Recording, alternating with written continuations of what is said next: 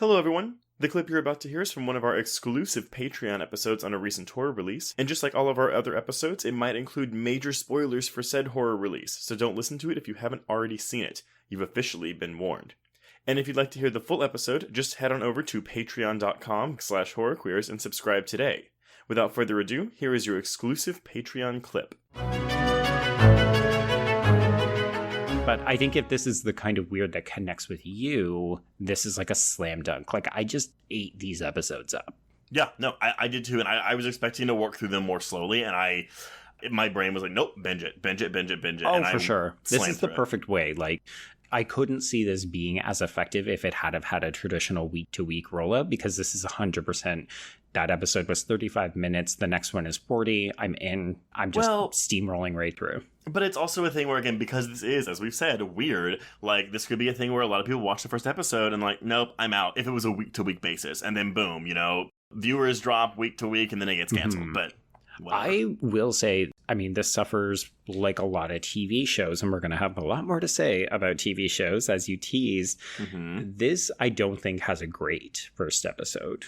It's very steeped in the Hollywoodness, and I was kind of like, where's the wackadoodle shit that I was promised? I thought, based on the posters, based on the reactions, people were losing their minds over the kitten stuff. Mm-hmm. And I thought, well, where is all that stuff? Because it's almost 50 minutes of just her talking about her movie and trying to make deals. And I do think it's setting a good foundation. But again, if I didn't just have that next episode ready to go and I had to wait a week, I don't know if I would have come back.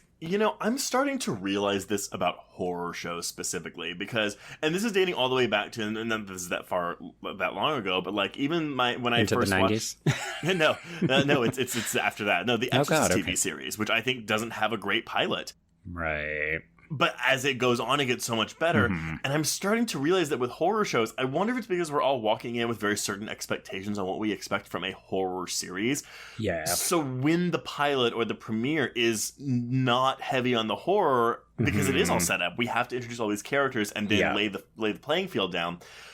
It's like, oh, well, that didn't deliver what I wanted. Mm-hmm.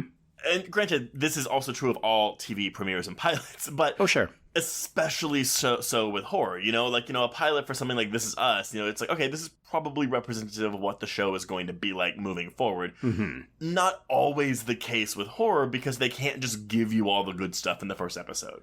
No, yeah. I think the best they can do is treat it like a horror film and give us a big set piece off the top. But even that risks setting up the wrong expectations, because then you think, oh, we're starting with a bang, and then, oh, we've got to go back and actually introduce characters and make you care about these people. And I would argue some horror shows are better at that than others, or they know how to stage or stagger even the set pieces so that it's like, okay, I know that you're getting impatient.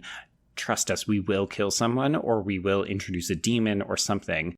That is where the binging model does work. Mm-hmm. I'm wishy-washy on both because I'm like, people complaining like, oh, why don't they just release it all at once? I don't want to wait. That always reeks like spoiled privileged child to me. But at the same time, like, it works better for something like this. Yes. Yeah. And I think part of this is that people are still, like, creatives are still adjusting to the different models, right? Yeah. I look at this and I say, Nick Antosca clearly understood how to stagger things for a streaming show. Okay, I've got 8 episodes. Yeah. This is how I'm going to do it. And I know that people are more likely to watch a couple of episodes or even like half the series in one go. So I make it one way. And then I look at something like Evil, which is a show that you and I have talked about, and we highly recommend it to folks. It's taking a very different kind of more staggered, okay, invest in these people, but also I'm going to give you like a bit of a demon of the week. Well, but that's the thing, though. Like that show, even though it started on CBS and it moved to Paramount Plus, like, it still is very steeped in procedural elements. It is serialized, but it's like a hybrid of the two. So week to week for me works for that because you get a lot of stuff in one episode and then it still leaves you like wanting more, and like not every episode is a cliffhanger, but like most do.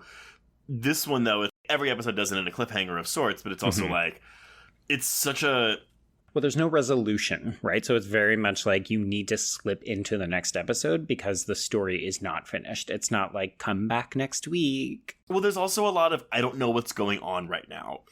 Yeah. Which week to week, that is a lot harder to ask audience to come back to. Mm-hmm. I mean, again, it's not the same thing, but I'm thinking about The Americans. You know, Americans, to me, work so much better as a binging show because it's so dense. Like, I would watch an episode in the next week, I'd be like, wait, what happened last week? I have no fucking idea. Yeah. I need to read a bunch of recaps and primers and also history lessons. Exactly. So, depends on the show, depends on the plot, depends on your format, but yeah, sometimes week to week works better, sometimes binging works better.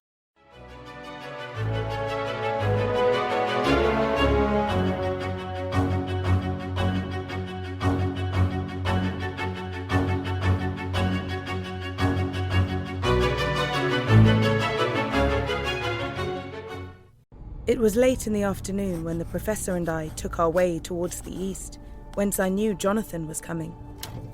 Jonathan Harker has asked me to note this, as he says he is hardly equal to the task, and he wants an exact record kept. Dear Madam Mina, I have read your husband's so wonderful diary. Strange and terrible as it is true. I will pledge my life on it. God preserve my sanity, for to this I am reduced. Safety and the assurance of safety are things of the past. I am in hopes that I shall see more of you at Castle Dracula.